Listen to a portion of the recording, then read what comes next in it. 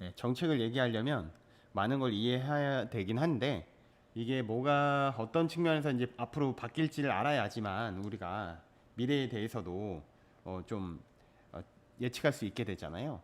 근데 그 신문 기사가 정확한 건 얘기하는 건 아니더라고요. 제가 지금 분석해 본 결과. 그래가지고 요거를 우리가 좀 뜯어서 바라봐야 할 필요가 좀 있습니다. 내용으로는 원희룡 장관이 생애 최초 주택 구매에서 오피스텔 제외를 검토하고 있다라는 내용의 기사를 봤던 겁니다. 그래서 여기에 나와 있는 부동산 공급 대책에 대해서 어떻게 구상할지에 대해서 제가 이제 뜯어서 이제 보게 될 텐데요. 일단 여기 하나만 살펴보죠.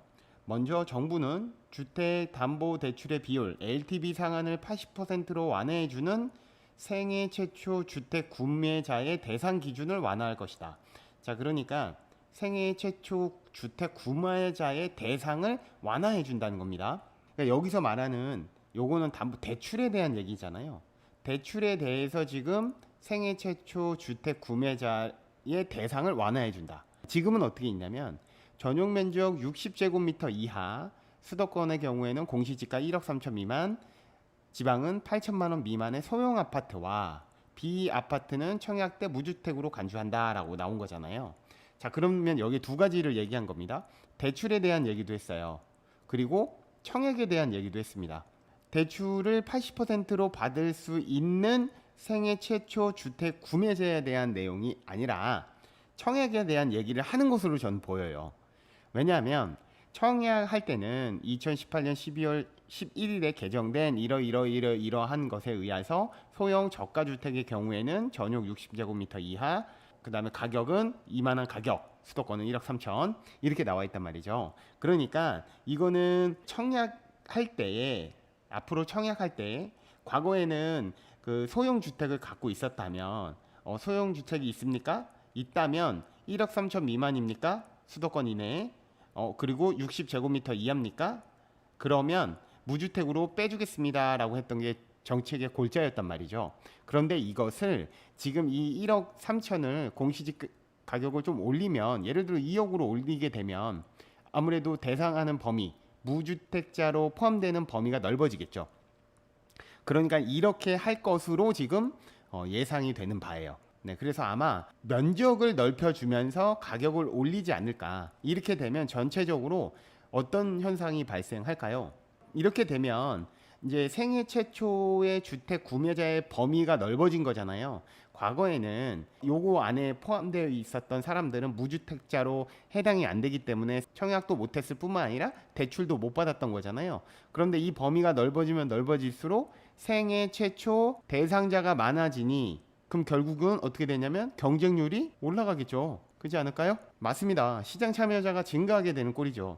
자, 그러면 반면에 여기에 걸려서 그동안 청약을 못 하셨던 분들이라면, 혹은 대출을 못 받으셨던 분들이라면 이제 받을 수 있다, 할 수 있다가 된 거예요. 그러니까 반드시 지금 현재 무주택자는 아니지만 1주택자이지만 여기에 해당되는 5구제곱미터 미만과 공시지가가 나중에 좀 상향이 되는 있는 분들은 이제부터 유주택자가 아니라 무주택자로 청약을 하실 수 있다라고 보실 수가 있습니다. 그럼 아무래도 경쟁률이 좀 더 올라갈 것이고요. 이 정책에 대한 효과를 나름대로 좀 분석을 해보자면요, 이러한 소형 있잖아요. 이른바 이제 테크트리를 타야겠죠. 테크트리를 어떻게 탈 거냐면, 자, 일단 처음에 이제 주택 구매하기 되게 어려우니까 소형 위주로 간다.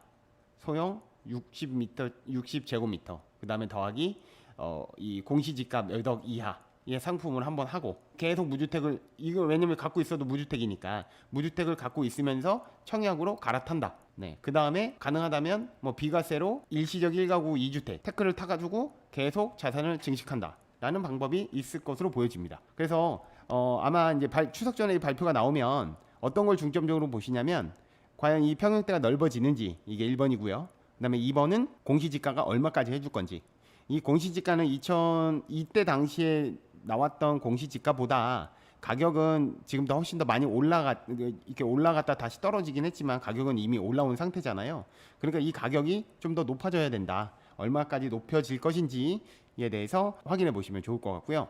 이게 그거는 고민하셔야 됩니다. 공시지가는 뭐 물론 이게 등락의 폭은 있지만 그래도 이렇게 하면서 계속 올라가잖아요. 그러니까 이때 살 때는 간당간당하게 뭐 1억 2천에 샀는데 이때 되면 당연히 공시지가가 1억 5천으로 올라가겠죠. 그렇게 되면 이제 걸삼 마초님 얘기처럼 망하는 트리가 될 수 있겠다라는 생각도 들긴 합니다. 그래서 이런 거는 아마 조금씩 개정이 되지 않을까라는 생각이 들고요. 이런 테크가 있다라는 정도로만 이해해 주시면 좋을 것 같아요. 그래서 이런 방식으로 대응해 나가야겠다. 그리고 본인이 여기에 걸리면 얼른 그 자격을 확인해 보셔서 이제 청약에도 적극적으로 노려보실 수 있는 상황이 됐다라는 정도로만 이해하시면 될 것 같습니다.